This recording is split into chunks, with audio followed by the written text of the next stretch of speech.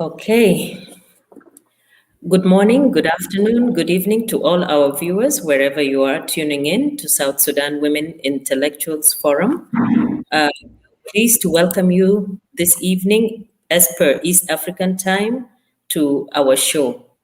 We are honored to have as our guest today Dr. Atipo Olympio.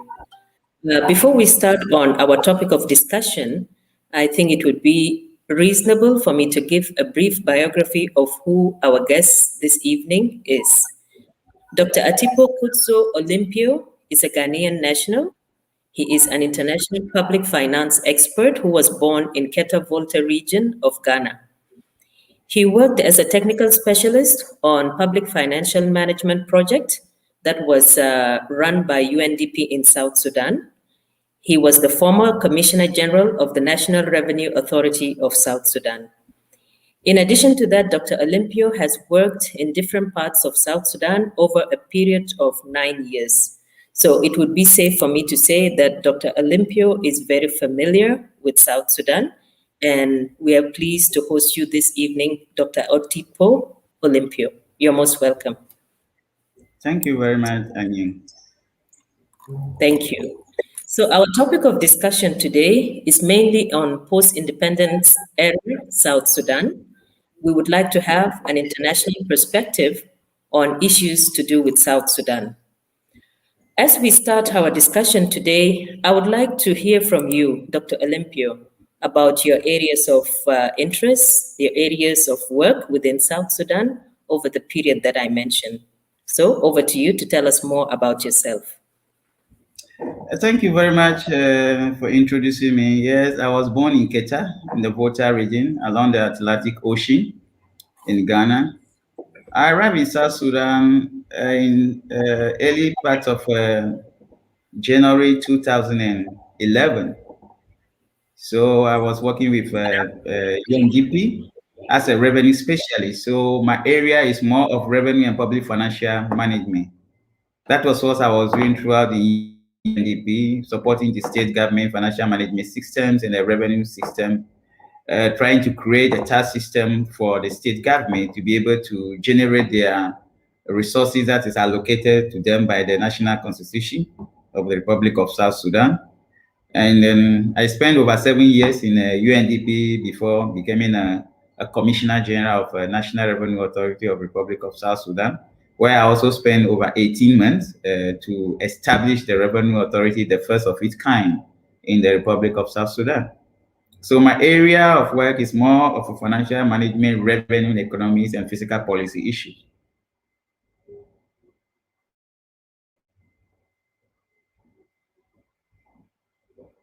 You mute. You're mute. Sorry. Now to get on to issues to do with South Sudan before and after independence. From your own perspective and having worked in South Sudan before independence, what can you say about the current economic situation of our country? Thank you very much. I was there when South Sudan celebrated Independence Day, that fateful July. I was in one of the states in the stadium.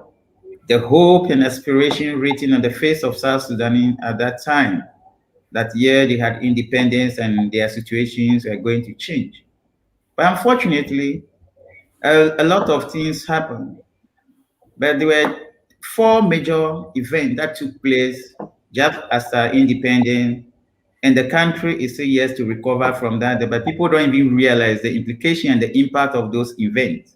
So I would like to go on there, to try to share some light on those events and how they have affected the country in general, and then the economic situation. You remember just after independence in 2012, there was this conflict between the South Sudan and then the North.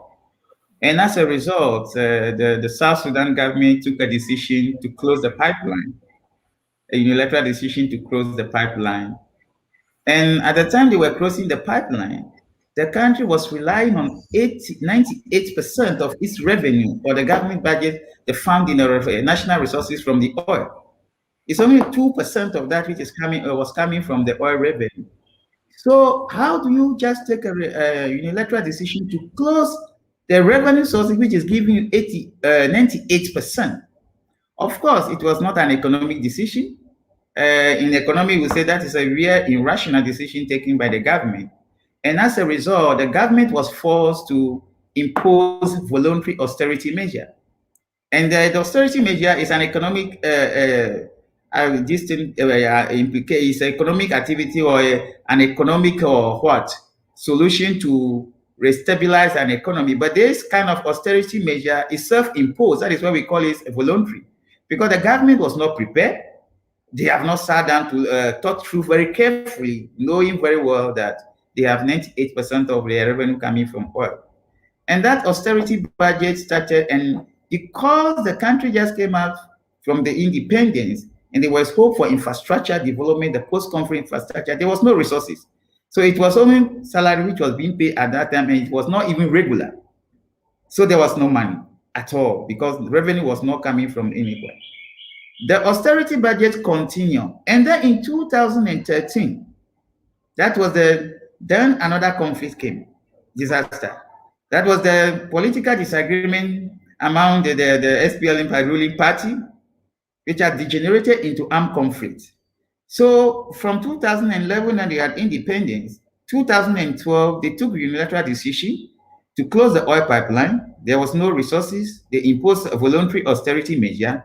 2013, armed conflict. And then from that 2013 running down, we have this global oil price fall, which has hit the economy in general, because South Sudan economy is a monoculture economy. The only resources that we are depending on is the oil. You don't produce anything. We are a country which is a recipient, importer of goods and services. So the oil price has fallen to the extent that they have affected the government budget and they have created a distortion in the fiscal budget over the years. Then, as we are recovering from the oil issue, came the 2016. So within that period from 2012 to 2016, these are the major crises that the country has faced. So these crises has actually shaped the development path, what was planned, what was the aspiration, what everybody was expecting to happen just after 2011 was completely shattered down. And the country up to now is not able to recover from those events because the three of the events are self-imposed. The only exogenous event is the global oil price fall and its implication on the economy, because the economy is monoculture, is relying on oil. So you can see that after the CPA, the aspiration, the confidence that the international community have and the South Sudanese have that after independence, the country is going to spring up, things are going to change. Everything has changed. The fundamental, everything has collapsed. And up to today, the country is not able to recover from the shock. As a result of that, institutional capacity issues and the investment that the international community has made, they're not able to yield any serious result because every sector of the economy has been affected by those events. So you can see from now, the economy of South Sudan is struggling because there is no diversification. Right from the independence up to now, there is no diversification of the economy. The oil is the basic commodity which is bringing resources to the government. And the government responsibility to diversify the economy to make sure that they start producing and other things not happening. So that is the only thing. So anytime the oil price fall, the economy will be in shambles. The budget, there will be discussion in the budget. So basically, everything any budget that the fiscal year, the budget that the government is bringing the fiscal year depend upon the price of the oil. So the country is so vulnerable that anything can happen at any time, depending upon the global market, the oil situation. The country will not be able to, because the country has no shock absorber in terms of diversification to be able to what protect the economy. And nothing is being done so far to stabilize the economy in terms of diversification. So if you look at from 2000 and after 2011 up to now, serious infrastructure, development infrastructure and social infrastructures are not able to happen because the government revenue is very scarce. And as a result, most of the activities are being handled by what the international community. We will go to every part of the country. Government responsibilities are being taken over by the NGO and other international institutions. And that is some area that we will go into. So you will now see that because the country is not able to put its economy in order, we have more humanitarian assistance than development assistance. And the humanitarian assistance, it will never translate into development. That's a critical issue. So So if these I are the may, basic, the four. yeah, so if I may ask, what can the government do to stabilize her persistent fiscal distortion in the annual fiscal budget? What can they do? Yeah, one of the things is that first, government, we always say that you cut your clothes according to your coat according to your clothes. So government expenditure is something that need to be checked. If you don't have revenue and you are overspending, where do you expect the money to come from? And then if you are spending, you are not spending into a productive sector, it means that there will not be any return for development. If you spend so much money on weapon or military equipment or other things which will not generate any income, which will not lead to productivity, definitely there is nothing you can do about stability. And one of the things the government can do is to diversify. As a matter of fact, that brought about the idea of establishment of a national revenue authority because we want to diversify the revenue base from over concentration on oil revenue to non-oil revenue.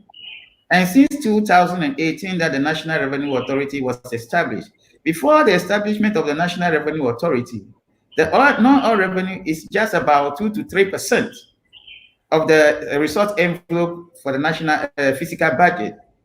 But after 1 year of establishing the National Revenue Authority, 2019-2020 fiscal budget, the non-oil revenue has rose up to 24%. It tells you that if you have efficient system, which is free to operate within the framework of the law and the regulation, the non-oil revenue can match the oil revenue 50-50 within a shorter period of time. So the key issue here is diversification of the economy, reduction of government expenditure, investing in the productive areas. And one, we should also understand that South Sudan is not producing anything apart from oil. Every single thing is being imported, from cocoyam to tomatoes to everything. At times, it surprises me when South Sudanese we are having conversation and they tell you that when we are fighting, we produce to feed ourselves. So what happened when we are no more fighting? If you produce to feed yourself during wartime, and now that you have independence, there is no war. Why are you refusing to produce to feed yourself? So there is a need for diversification of the economy. That Greek sector needs to be looked at very carefully. You have a very fertile land. You don't even need fertilizer. But subsistence farming is what is happening. You are not producing. So everything is being brought from outside. And remember, if you are importing, you put pressure on your currency because you need more foreign currency to be able to bring the goods. So you put pressure on your currency, and the value of your currency will continue to fall because you will continue to use more of foreign currency to import the goods. So this is one of the critical issues of South Sudan. It is not about pumping $5 million or this into the economy to stabilize. Those things have been done every year and now and then. The question is, why is it that the economy has not changed? And when those money has been pumped into the system, are those money, are they getting to where they're supposed to get to? Or at the end of the day, they are just hijacked in certain areas? That is what we should think about. So the solution is not about pumping dollars into the economy. Yeah, I would like to follow up on this issue of injection of foreign currency into the market on a weekly basis. Um, how sustainable is it? Because are the ordinary citizens really benefiting from it? Because we have not seen any changes in prices of commodities in the market. The only thing we're seeing is that the traders maintain the same prices and people are buying dollars. So is it sound economic practice, what is being done currently? It is this is not the first time. This has been there, it has not worked. So you see, you cannot continue to use the same method to do the same thing and you expect to achieve different results. Who are the people benefiting from the currency anyway? The foreign currency that they are being pumped weekly. Who are the people benefiting from it? That is the issue. Are they the traders who are importing who are benefiting from it? If they are the one benefiting from it, why are they still charging? Why are they still looking for dollars on the street to buy? So it is simply not sustainable because the foreign currency itself, your revenue base for the foreign currency is dwindling every day.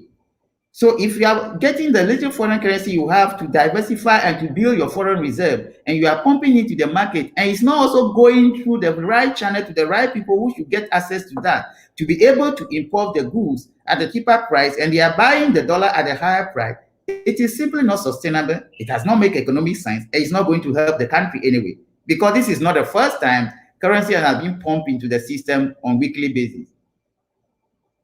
The fact is that it has not achieved any results. So there is no way it's going to achieve any result now. You mute again. No. You mute. Sorry. Thank you. So, just to move on to another area in relation to the issue of technical assistance, South Sudan has benefited from support from partners in the area of capacity building for development, and this has continued for years. However, why is lack of capacity still a big issue in almost all sectors of the economy in our country? And what should we do to streamline these capacity building programs within our country? Thank you very much. This word, this phrase called capacity building is an animal which we are difficult to even catch from the forest. Let's just take from just after independence. How can you be building people's capacity for 10 years and you will not achieve anything and you are still building the same people for capacity? You know, what happened is that, yes, we agree that in every country, even in a developed country, there is always a gap in certain sectors of the economy. So you need to import those ideas, you need other capacity to come in. So in most conflict environment, this capacity building, lack of capacity issue is there. But the problem with South Sudan, the challenge with South Sudan capacity building, right from 2011 after independence, there was a huge deployment of international presence in terms of technical assistance, in terms of capacity building. But the question is, what has changed? What has the impact of this capacity building from 2011 probably up to 2020? The real challenge was that there was the disconnection between institutional capacity building and human resource capacity. These are two different things. And the two need to match together to be able to achieve sustainable development. So if you concentrate on training people, sending people outside, and the people come back to office to sit under tree, and they don't have computer to work with, there is no electricity. There are no regulation, laws and regulation framework for the people to work with. That you have failed, you have wasted money. So we have to move the development of human being alongside with providing the various infrastructure for the institution. That has been a challenge over the year in South Sudan. And again, another area is to, are we selecting the right people to be trained? So at times you realize that wrong people are being selected to go in for capacity building, and they come back, nothing has changed, and they remain the same. That is another factor which has affected the whole thing. That is why after 10 years of independence, we are still talking about lack of capacity. Another area of concern about this whole capacity building is that there is an issue about what we call technical substitution and what I call capacity confusion. Because the reason why the TAs are deployed into any country is to train people, to prepare people to take charge of their own affairs.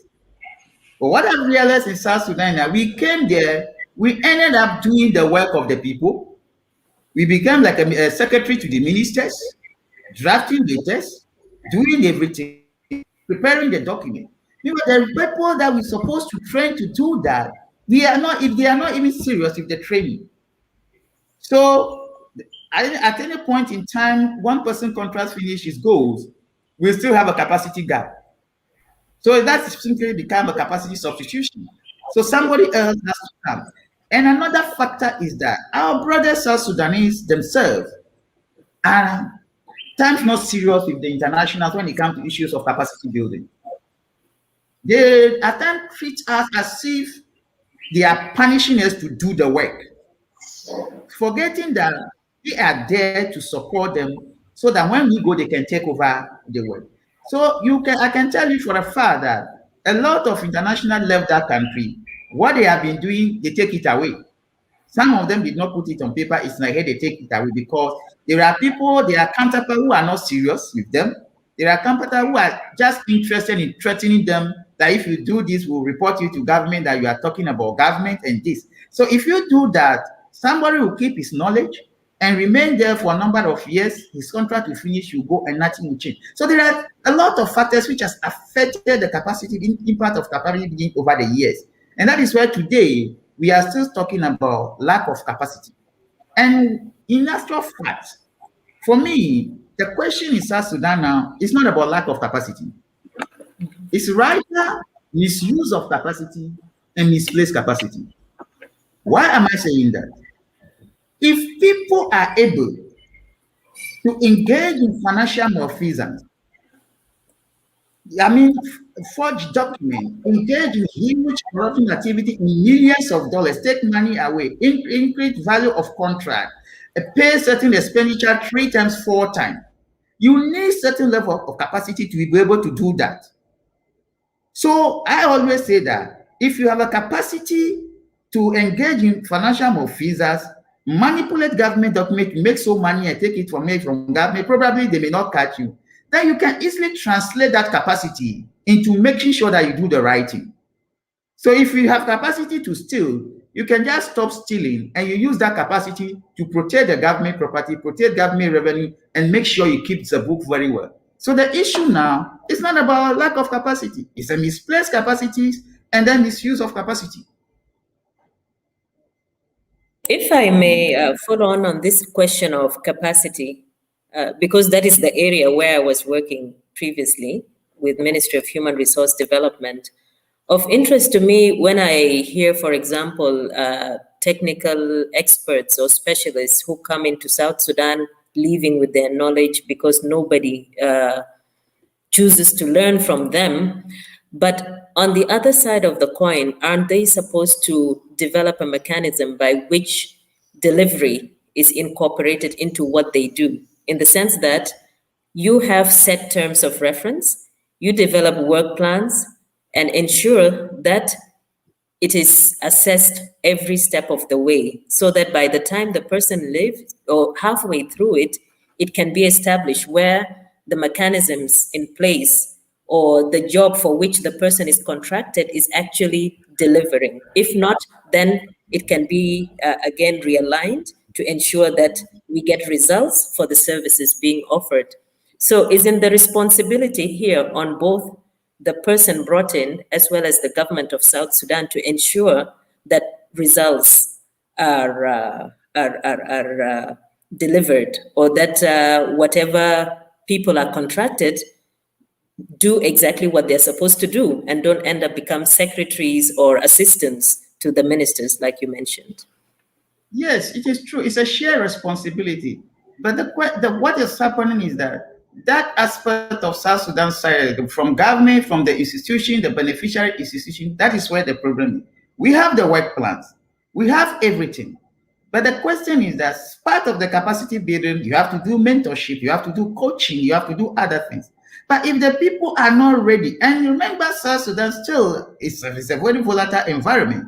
Every foreigner who is working within that is afraid to take certain decisions because we have cases where or our counterparts in the offices threaten people that they are going to report them. And who is ready to lose his job just because he wants to train somebody and the person is refusing? Then he is ready to lose his job. And again, this is why I always say, if any South Sudanese believes erroneously that the people who travel to the country from all other places, they are coming to the country because they love them, it's a big lie. We all came there because we came there to make money. And what we have to leave behind and what we have to deliver, if you are refusing to take it, they will take it away and they make the money and go away.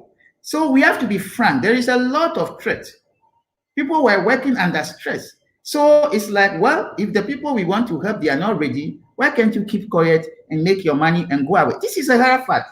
Behind the scene, people discuss these things, but they are not able to tell people in their face that what you are doing is not affecting the international staff. It's rather going to affect you because at the end of the month, that staff is going to be paid. He's going to write report and provide information about what he did. So the issue here is an attitudinal change of our counterparts. It is not a fault of the international community or the TAs or it is institutional change of that. If they change their way of doing things, we will be able to live. I love that country. People don't even know what I did. A lot of things people don't even know. They are still asking questions about. Simply because people were not ready to learn. People were not ready to learn. Thank you.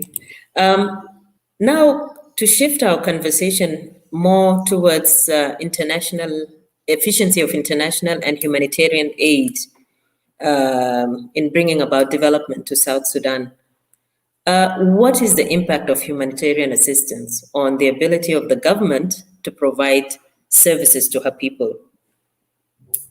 Yeah, that is why we call it humanitarian assistance. Because they just provide humanitarian assistance and it is not development. And it does not add anything to development of any country. Over since 1970s, food is being shared by World Food Program to people in South Sudan, and they still share food. What is the impact of that? Let us remember that the same food they are sharing, people are producing that food in the country. And when you go to the market, you see the food shared by WFP and the international community in the market, which is cheaper than what is produced locally. What do? You discourage the farmer, so they will not produce. So they become idle.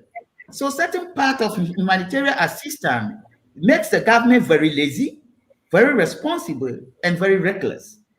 Because there are certain services that the government is supposed to provide because the humanitarian agencies are providing it, government don't care. The resources that they should push to that areas, they don't do anything about it.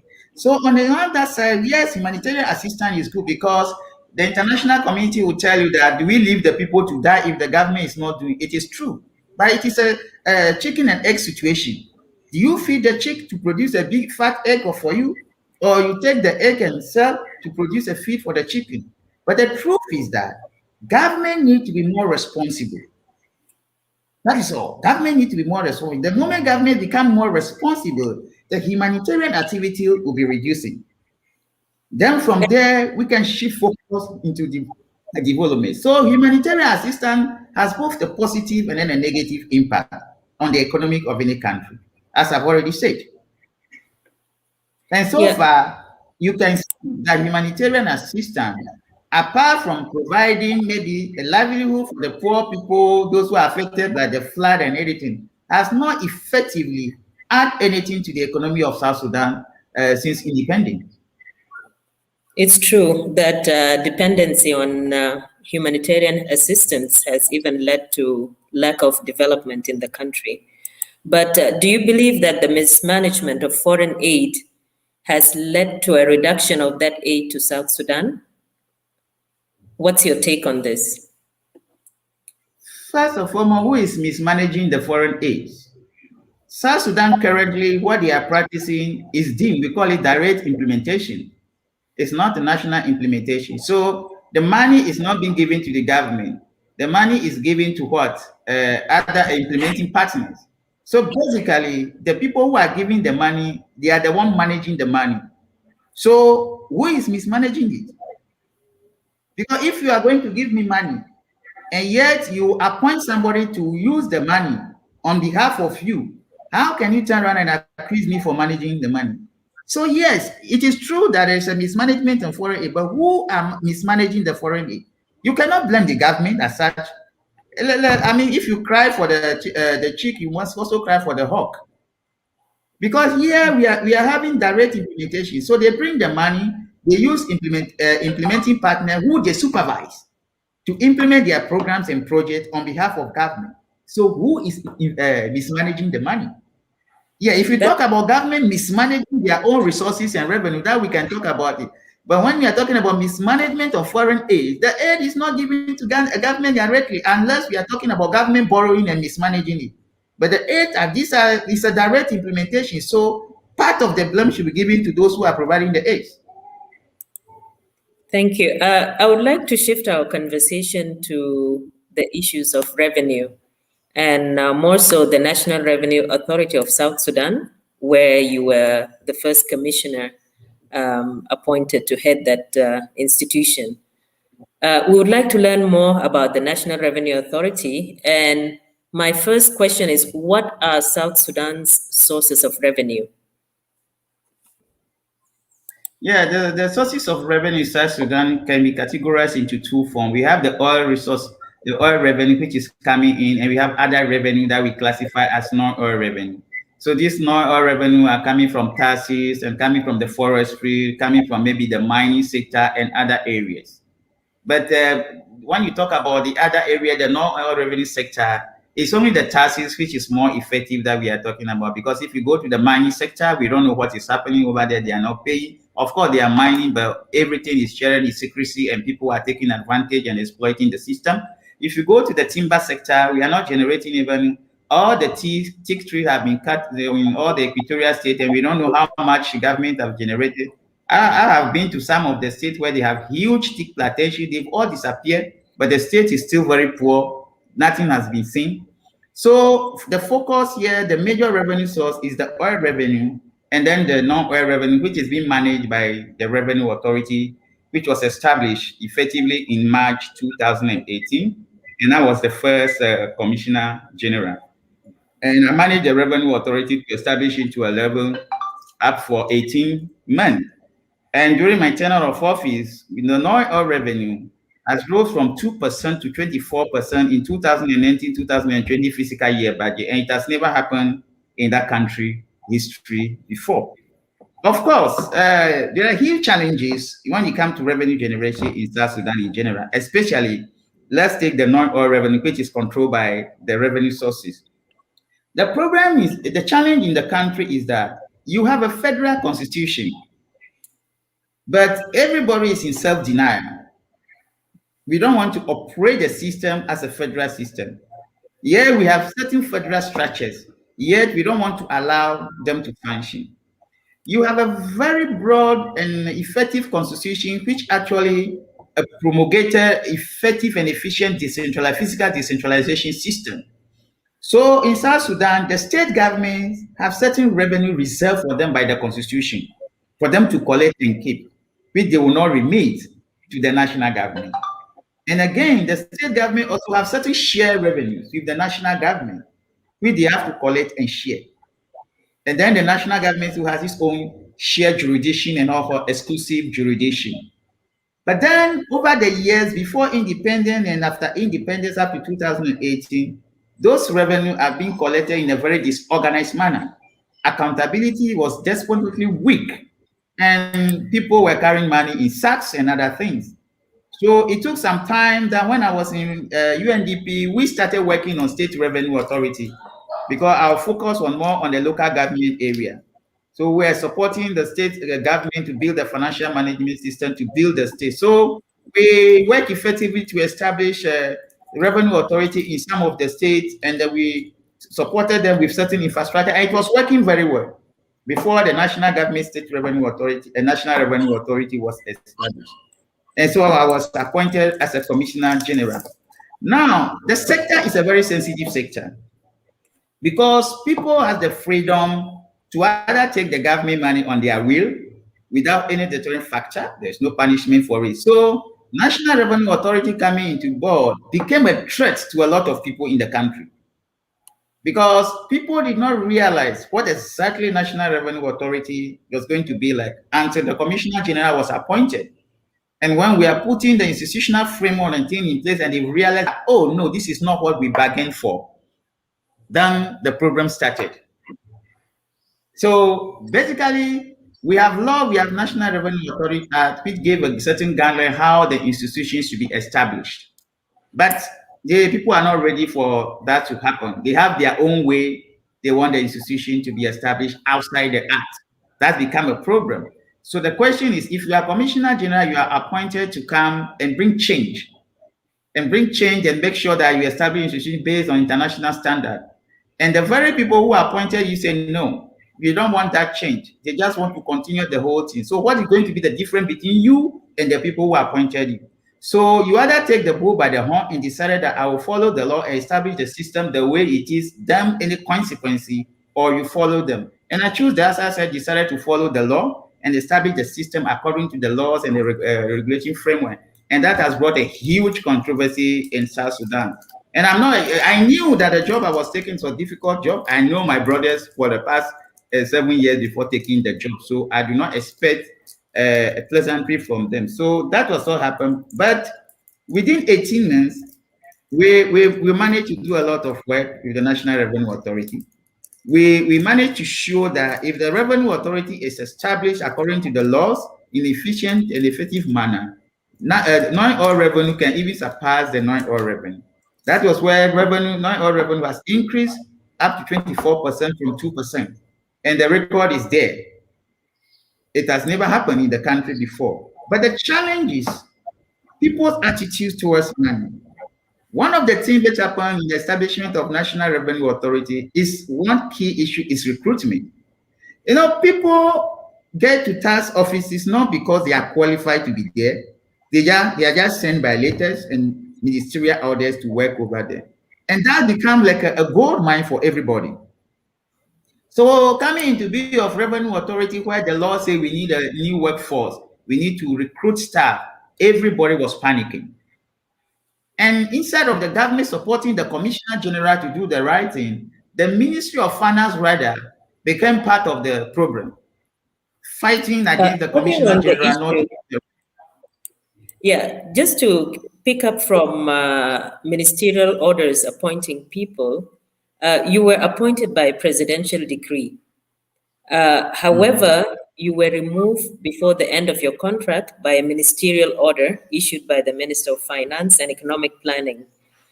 And we all know the controversy that followed, preventing you from traveling outside the country, some accusation, investigation, and then you were later freed. Can you tell us what happened and the process? How did it end finally? What was the outcome of the investigation, and how was this issue concluded? Thank you very much. The whole issue about my removal of office was just border on preventing people from stealing government money. Basically, that is the issue. Because my job is to create an institution, support to create an institution to collect revenue in a transparent and accountable manner. And we have to account for the revenue. So one of the biggest challenges before I took over, I was appointed, Ministry of Finance was the one collecting revenue on behalf of the government.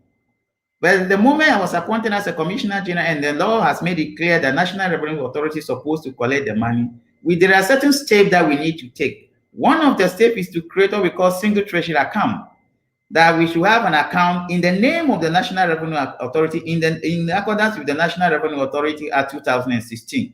And this account that every revenue, the taxpayer is supposed to just go to the bank and pay money. That's become a huge problem for the Ministry of Finance and the officials. Because if the Revenue Authority takes over the money and the money has to go there before they come back to the Ministry of Finance, everybody will know how much has been challenged, they collected. Because since independence up to the time the National Revenue Authority was established, nobody was able to account for the government or the people of South Sudan how much revenue was being generated from non-oil revenue sector. So the Ministry of Finance was resisting the establishment of that single account where all revenue generated should just go into that account.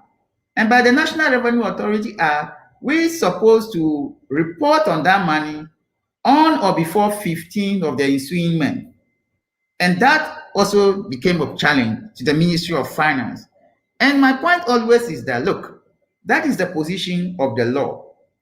But the money belongs to government. So if you really need money, let us have a discussion. The money can still be transferred before that time. But they don't want the account to be established. But because National Revenue Authority is being run by a board of directors, I made a presentation to the board and they gave the go-ahead. And we went ahead to open those accounts in the commercial bank. And South Sudan, you don't have a government commercial bank. So the banks are all private commercial banks. So we have no choice than to open this account in the commercial banks and monies are being paid into those accounts. The Ministry of Finance was not happy. They started a fight. And another thing was that we have a representation of our custom officers in Mombasa Port, and they have never accounted for any revenue since independence until I became Commissioner General. They have never accounted for any revenue. Meanwhile, there are officers over there. We are paying them in dollars. We provide them accommodation and everything, but they did not report on any revenue. So through investigation, I visited the port and I realized that. So when I visited the port, I told them, you have not been reporting any revenue. So there is no need for you to be here because it's a waste of resources. Because one of the principles of taxation is economy. The cost of collection must be very minimal. So you are bringing it back. Then the same officers told me that, Commissioner General, we can collect money. So don't bring us back. I said, really, you can collect money. So then what do you need from me to be able to collect this money? They say, give us this, give us this, give us this. So I came back to report to my board that there is money in Mombasa. I want to change the officers, bring all them back, but they say there is money. So we need to do something. So there is a need for us now to have an account also in a government name. So we have an account in Stanbic. So when we went to Stanbic to tell them that, well, they are going to be collecting money from Mombasa, so can they be paying the money into our account because it's a dollar account? They say no.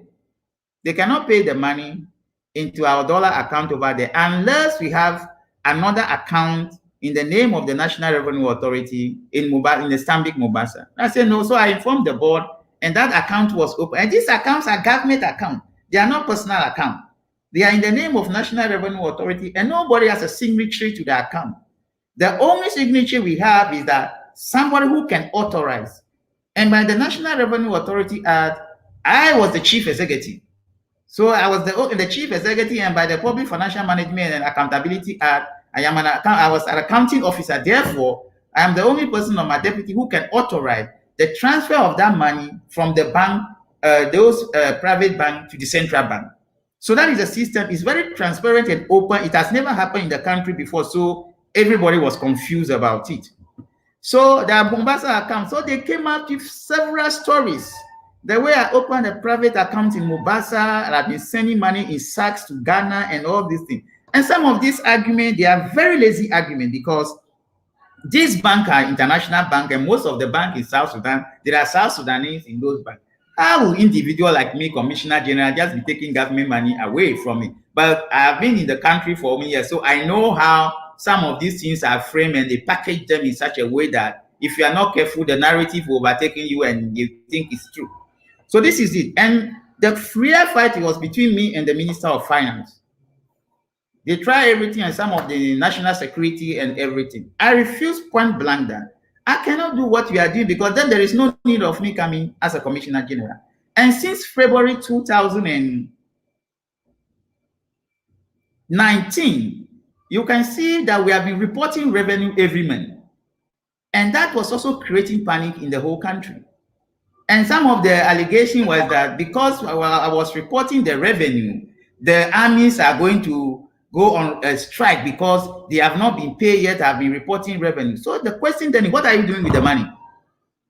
If we are reporting revenue and you are not paying people, and now you are accusing me that because we are reporting the revenue, now people know that there is money and they have not been paid, there is going to be problem. Then what are you doing with taxpayers' money? That is the biggest question. And my job is to do a report on the revenue to you and make sure that it's very transparent.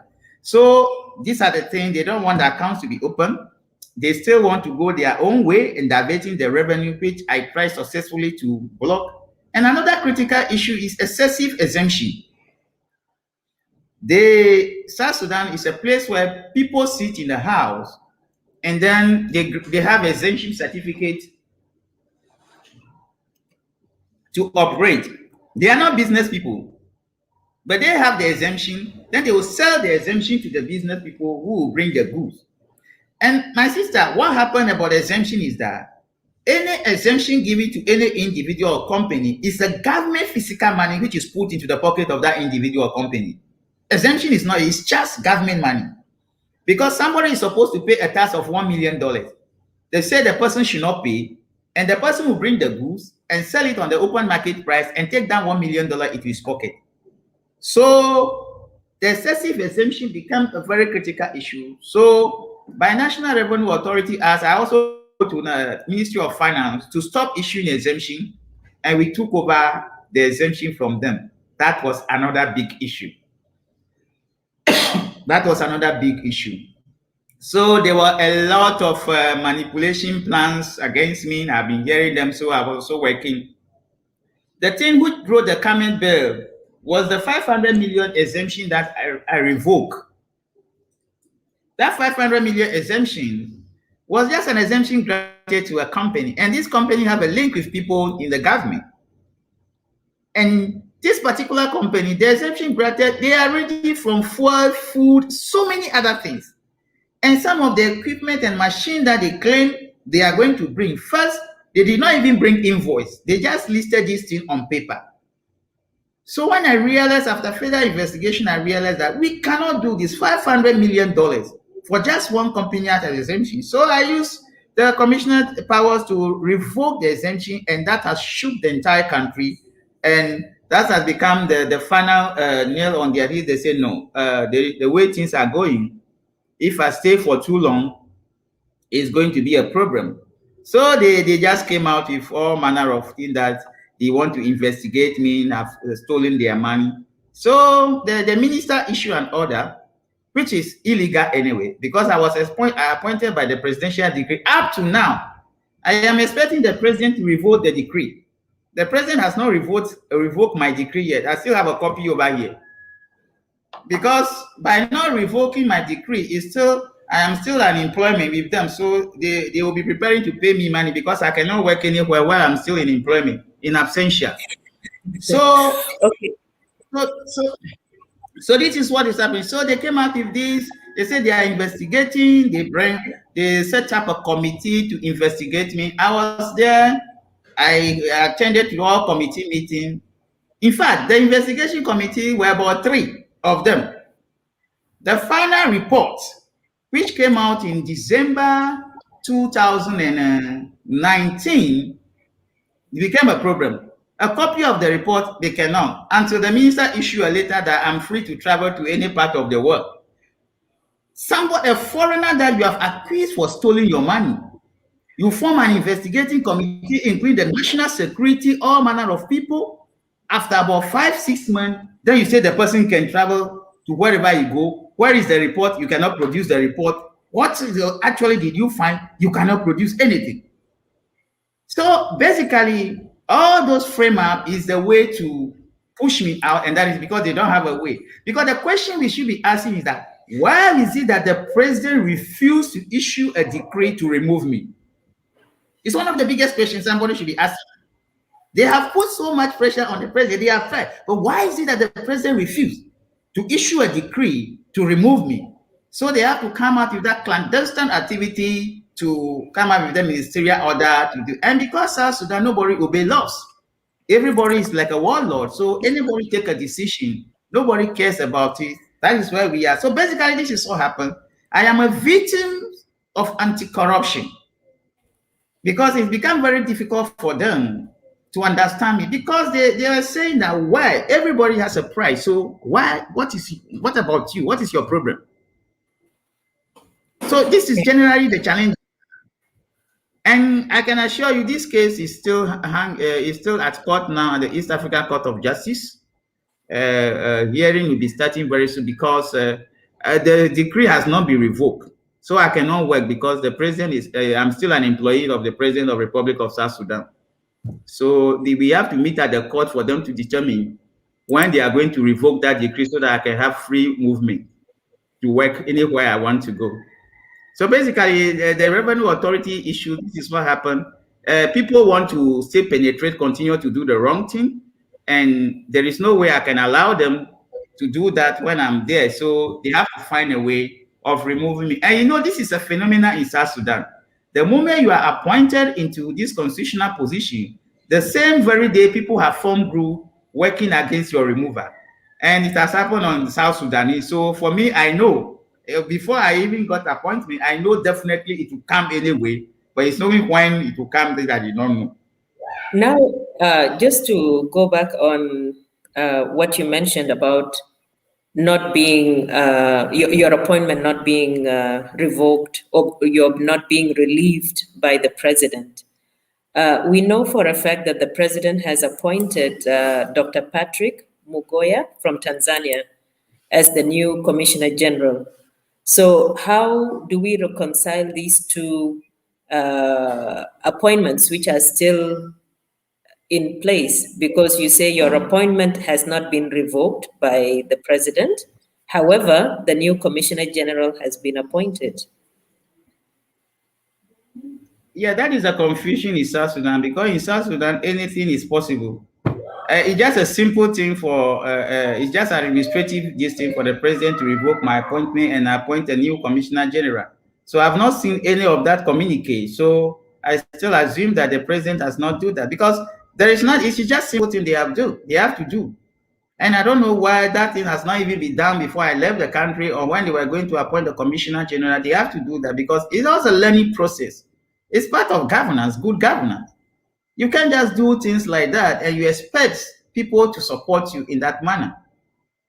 Yeah, we have to learn from other people the way to do things right and to the way to govern in a manner. Because I appreciate the fact that the country has passed through war for so many years. But the war mentality, we have to be left behind so that we follow a civilized way of doing things and support our future generation.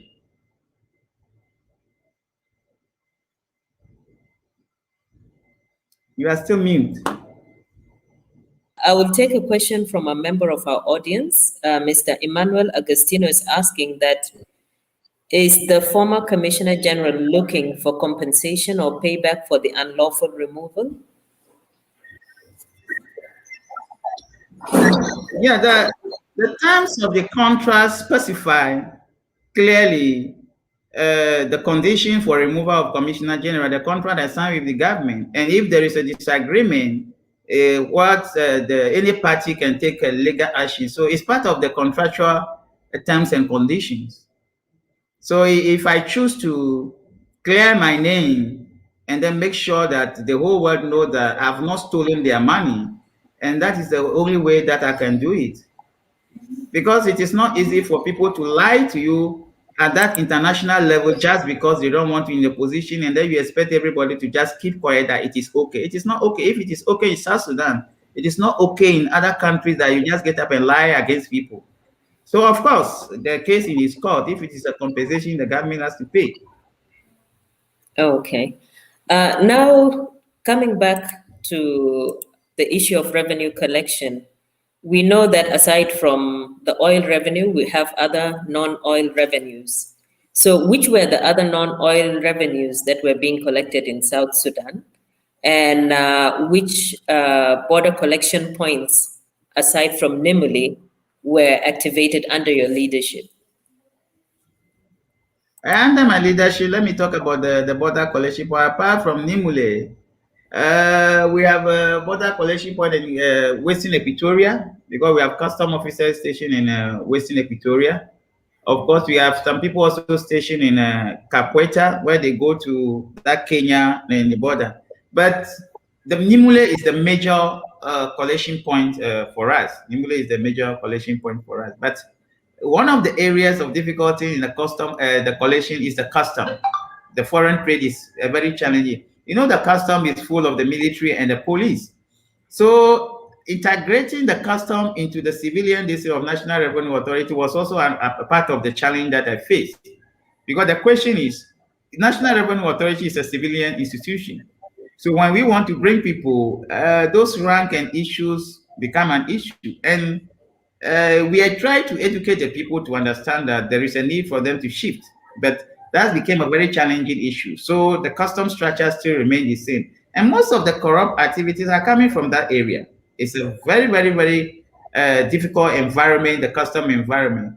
As a matter of fact, for me to be able to improve custom collection, I have to just pretend as if there are certain things I did not know them. They virtually have to steal, and I close one eye on it and make sure that the money can. Because if I want to leave, the money will not come at all. They have their own way of doing the thing. The money will simply not come. And I am very happy. One of the custom commissioner by then I work with I don't know, he's still in power. He's a very frank gentleman I like.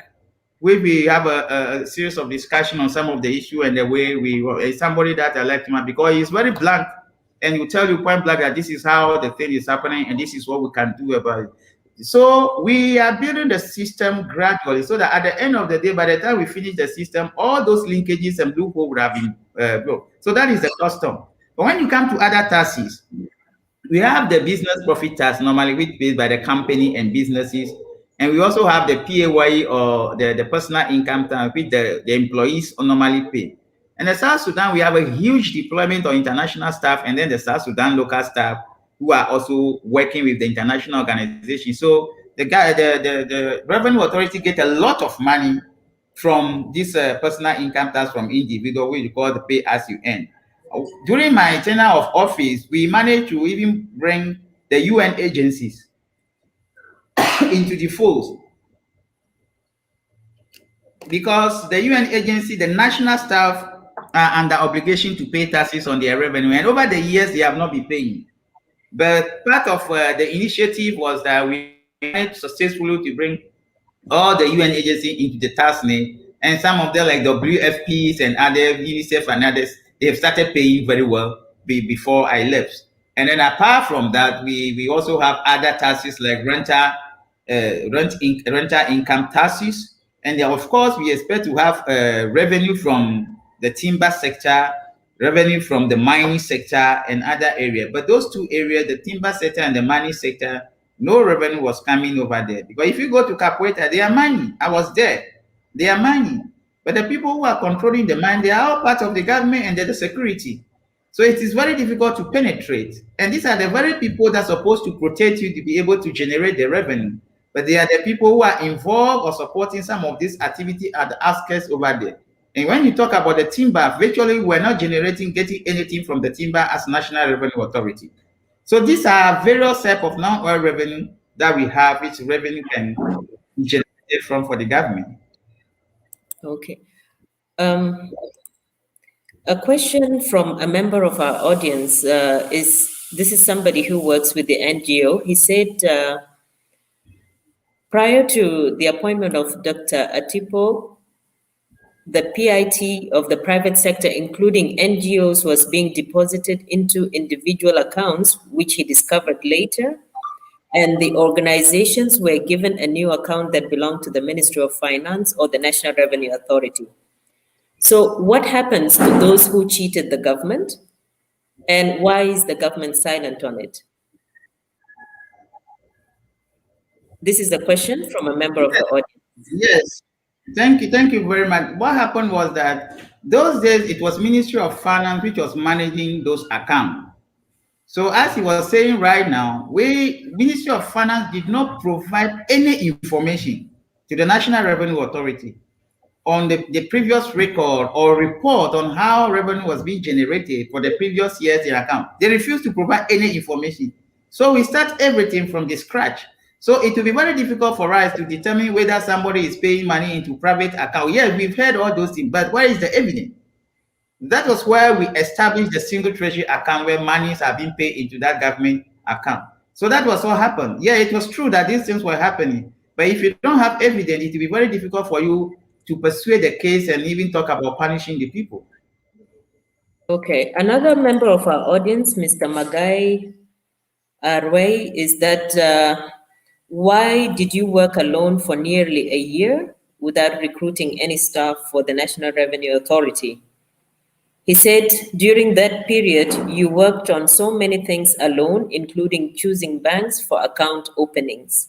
So the question is, why were no staff recruited to Thank you very much. work with the National Revenue Authority?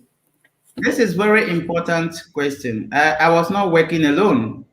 I was working with the then officers of the taxation directories and the custom directory. So I was not working alone. The difference was that we were not able to recruit the National Revenue Authority staff legally mandated. We were not able to finish recruitment. But all the staff of custom directory and taxation directory were technically incorporated into the National Revenue Authority. So that is it. So people misconception about I was working alone. Well, because they were the one collecting the money. I was not on the field collecting the money. So the money I was reporting on was being collected by the custom and the tax officers. The recruitment was also another major fight because the law say we should have what? A new workforce. So we advertise position. As a matter of fact, we hire a change management firm. African Development Bank was the one funding the project. So African Development Bank hired a change management firm from Tanzania. Of course, they came from Tanzania Institute of Taxation.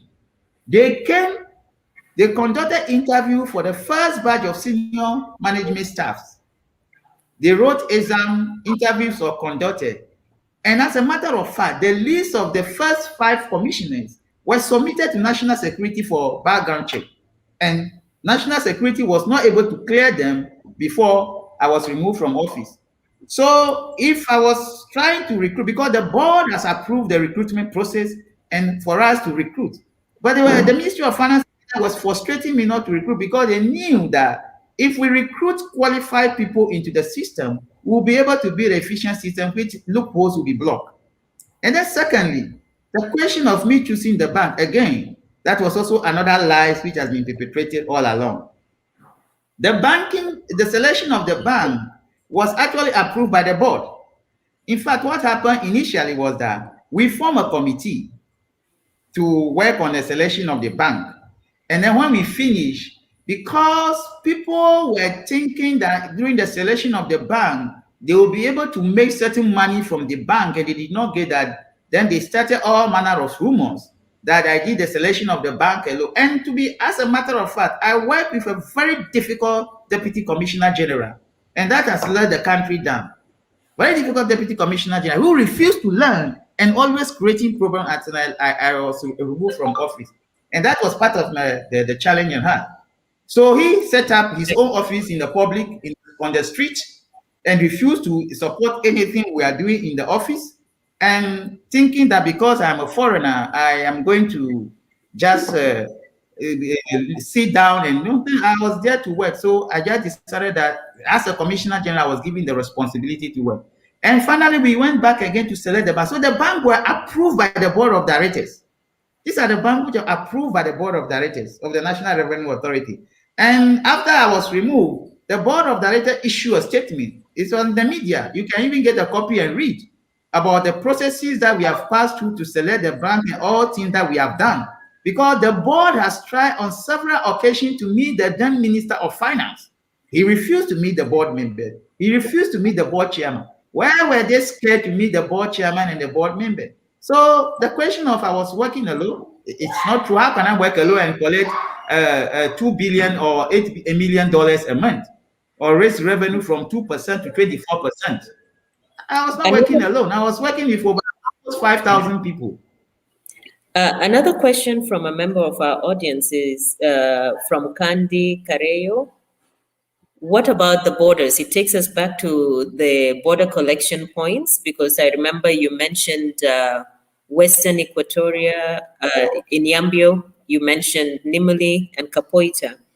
So the question is, what about the borders of Sudan and South Sudan in northern Bahr Ghazal and Upper Nile, meaning Awil and Rang? Was there no border, no revenue collection points there? Yes, thank you. I remember rank there is a revenue collection over there. There is revenue collection in some places. Yeah, even though there were insecurity in some places, rank is I remember very well. There's a revenue collection. There is a border operating over there. They also collect some revenue over there. And some other places that I cannot even remember. They collect, there are custom officers in some of the borders. Yeah. Okay. So a question, just to go back to our questions on the National Revenue Authority and relations with Ministry of Finance. You have worked closely with the Ministry of Finance and Economic Planning, and this is for a very long time. So in your opinion, what are the opportunities and then the challenges for economic growth in South Sudan?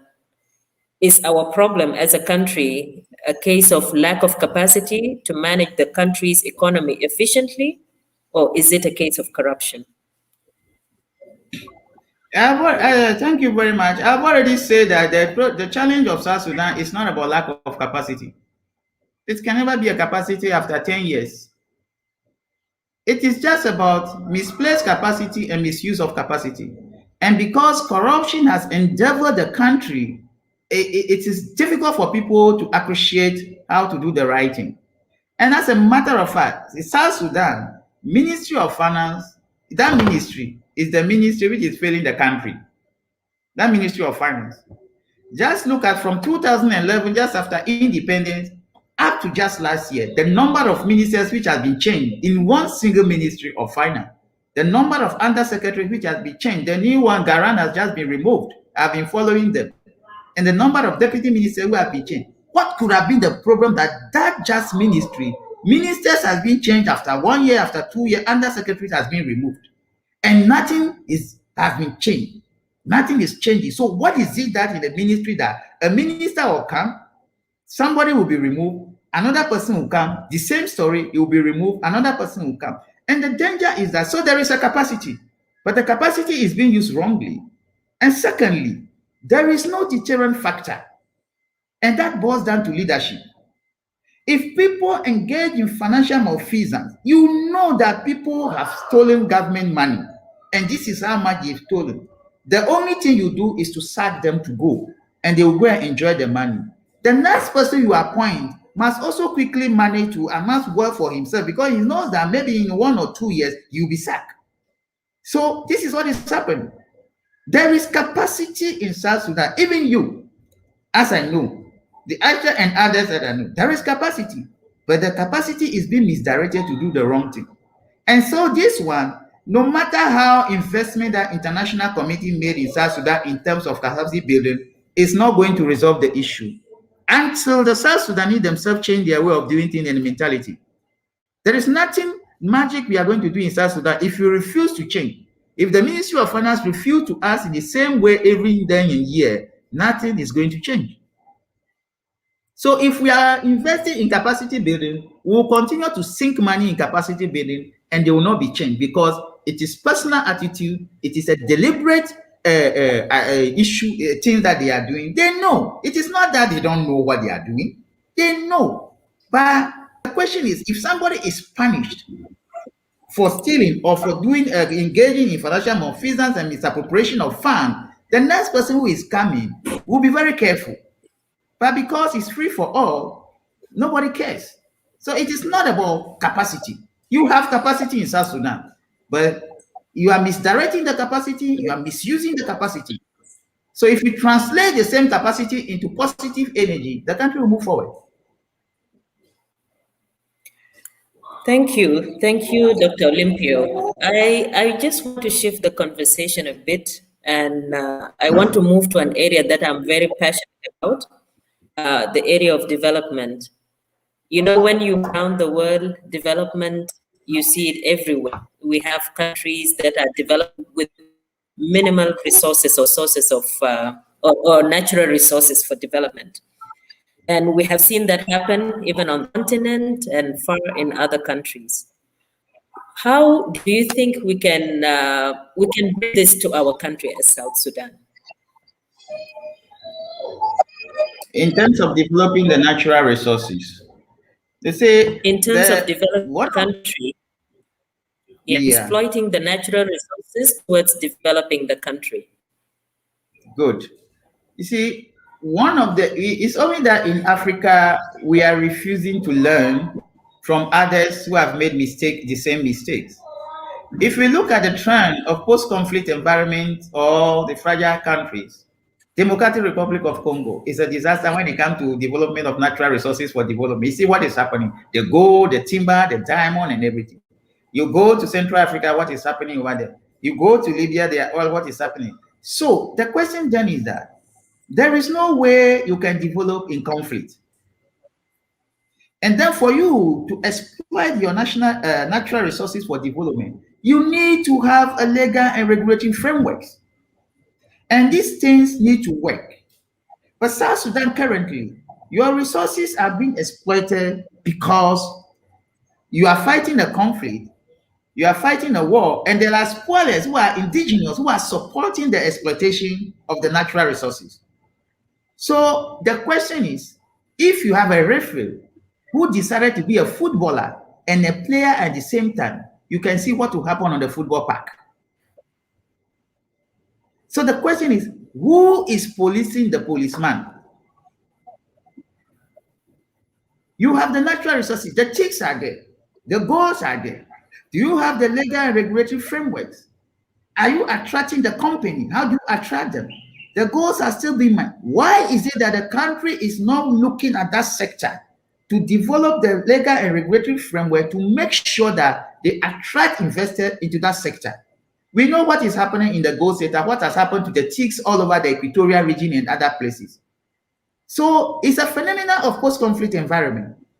But let me just give you one example. That is why I'm saying that it is a question of attitude and deliberate. You take Liberia, for example. Liberia has passed through a civil war, but they have moved on very quickly. They had a relation, a president stayed for 2 terms, and he handed over power to another president, and they are moving on. Are they not human beings like us? How did they manage to move on quickly? And yet they are moving on. So what has happened to South Sudan? Why is South Sudan not moving on? Why is everybody jittering, afraid, scared when they talk about a president or an election or change in government and this thing? Everybody says the question. So it's a personal attitude. There is a psyche in the country that power belongs to a group of people, and without them, the country cannot move forward. And that attitude, as long as you have that thinking that without them, the country cannot move forward, nothing can change. Because we in the international community cannot change your attitude or your mentality. Yes, they can do everything for you, but if you are not ready to allow, to give opportunity to everybody, then there is no way. So the natural resources, they are there. But the people who are exploiting it, they know that they are the same people who are supposed to make sure that they have the legal and regulatory framework. They are the same people who are supposed to protect the same resources. So the question of how, stop exploiting the resources for your individual benefit. Make sure you have a legal and regulatory framework. Open the industry for other competitors to enter so that they can exploit. Provide security for the sector so that people can go into the bush, people can do it. Stop the war so that there will be security for people to come. Because investing in South Sudan, especially in those natural resource areas, is a high risk. So any business-minded person who is bringing in money over there will be looking for a guarantee, sovereign guarantee, because nobody will come and put the money over there for anybody to attack. So again, it boils down to government responsibility to provide the necessary framework, provide the necessary security, open up the area for competition, and you can exploit your resources for development. Wow, thank you. Thank you very much. Now, the development partners, again, I want to shift to that side. They have been in South Sudan for a while, and the aim was to build the capacity of the country. And there were some goals that were set, and I believe some were met. So, can you discuss some of these goals that were set by development partners and the ones that were met? Because we do believe that out of all that has been done, there's been some positive, and we would like to hear that.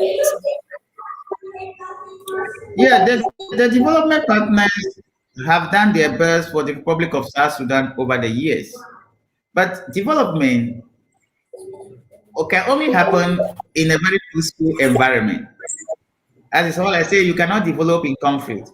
So if we're to maintain that peaceful serenity from 2011, South Sudan would have gone far on its development path.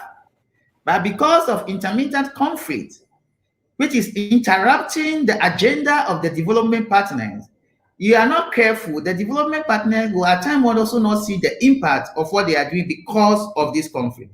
It is not their fault, they are doing their best. If we're to have a peaceful environment from 2011 up to now, we will not be discussing what we are discussing now. We will not be discussing what we are discussing now because South Sudan would have moved to a certain level at all in its development agenda. So yes, development partners have done their best. Of course, they cannot not excuse themselves from part of the blame of what is happening in South Sudan, but they have provided the necessary support, technical support, development assistance to the government. But some of the things are being destroyed by war. Either it is a human being or machine. I have cases where even we provide satellite, this thing, solar panel and this thing, they bomb it and they shoot into the generators for the development partners. So one of the critical issues is that the moment you have peace, development will take its shape. Development partners, they have their goals, but their goals are being interrupted by instability, by the continual conflict and intermittent conflict and all. This is it. Now we are talking about implementation of the peace agreement. Everybody is skeptical about implementation of the peace agreement. So everybody is waiting to see how the peace agreement is going to be implemented. Then they can push the development agenda. But the critical question is that the very people who signed the peace agreement in 2018 and failed to implement it, they are the same people, or 2000, after 2013 agreement, they signed peace agreement in 15 or so. They failed to implement it. And they are the very people who are signing the peace agreement in 2018. Are they going to implement it? That is the question we should be asking ourselves. It is not about development. Because if you provide an environment for the development partner, they will be able to achieve their goals. But their goals are being interrupted. So at times, what happens is that we continue to change our goals to fit into the current situation.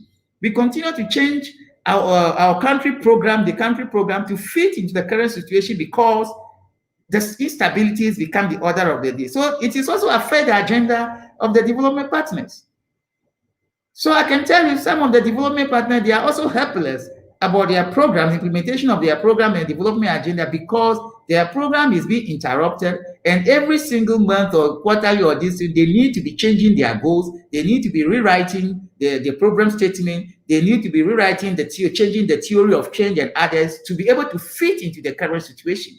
And that is a huge challenge to providing development assistance to the country. Thank you. Thank you very much. I believe our audiences have really enjoyed listening to you. And before we come to the end of the show, we would like to hear some concluding remarks from you or recommendations that you would like to make. And these recommendations, I believe, should be broad. Your recommendation to South Sudanese, your recommendations to your new colleagues at the National Revenue Authority, and any other parting shots that you might have. Over to you. Thank you very much. That I will be more interested first in my new colleague at the National Revenue Authority. My recommendation to him that he should not take some of my footsteps anyway because it's a very dangerous territory. He has to be careful. I will not lie to him. He should just remain calm and do what he can and to be able to survive in that system because some of us have learned our lesson from the way we operate, but we thank God that we survive it and we are here today talking. But the Revenue Authority have been monitoring them. The collection is improving, and that is a very significant because we have laid the foundation down. But we hope that you will be able to convince government to get the qualified people in various positions so that if it's not there, because the most important thing is that we are trying to support the country so that when we go, the South Sudanese will be able to take over their own affairs and do it like the way it's happening in other countries. So I'll urge him to just make sure that he follow the law, but then he should just learn from some of the challenges I've faced and then readjust some of the things he can do to be able to survive within the period that he's going to stay in South Sudan. And for broadly to the South Sudanese, I will just say that the country is for you. There is no other country apart from South Sudan. Wherever you go, you are a foreigner. So you need to have a loyalty to your country, that loyalty to individual, loyalty to your tribe, loyalty to your ethnic group, which is destroying you. And you need to be part of the national post-conflict reconstruction. You should not leave it in the hands of anybody because the international community cannot do it for you. The foreigners who are coming cannot do it. It's you who's supposed to do it because they will one day leave. The question is, are you ready when they leave? That is why at times some people ask whether South Sudan really deserved independence at the time that the independence was given. or they should have stayed for some time. And finally, my recommendation is you should have a national loyalty rather than tribal loyalty. But I'm going to put this question to the South Sudanese to be thinking about. Are you ready to have an equatorial president tomorrow? Are you ready to have a newer president tomorrow, apart from a Dinka president? It's a question you are going to answer. If you answer those questions faithfully to yourself, you will be able to achieve the sustainable peace that you are looking for. Thank you very much. Thank you, Dr. Olympio, for those parting shots and for all the information that you shared with us throughout the past 1.5 hours. We appreciate the time you spent with us, and we appreciate your responses to members of our audience who were watching live with us. I am sure some more questions will come up, and I would request that, if possible, please, for you to go through our page and respond to them as they come, because I'm sure this video would be watched over the coming weeks or so by more people who would have further questions and clarifications that they would seek. With this, I would like to thank the members of our audience for tuning in to our show today. We were hosting Dr. Atipo Olympio, who was the former Commissioner General of the National Revenue Authority for South Sudan. We've had a good fruitful 1.5 hours with him, discussing various issues to do with South Sudan, not just the National Revenue Authority, but post-independence era of South Sudan, and handling issues of economic importance for our country. With this, we have come to the end of our show. We thank you for tuning in, and we look forward to seeing you again for our next session. So from me, this is goodbye, and thank you very much. Thank you.